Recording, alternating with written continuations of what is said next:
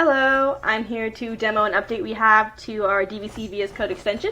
We now have a way to add plots into your DVC YAML file. If you look over in the plots tree, you'll see a plus button, and if you go to the plots web view, you'll also see a plus button in the data series. I'm just going to click on that, and it'll open up a file selector, which will let me select a data file like CSV or JSON. I'm going to choose this data.json file, which has an array of objects.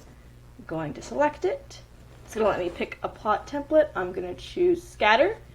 Pick a metric for X. I'm going to choose actual. Metric for Y, which is I'm going to choose prob.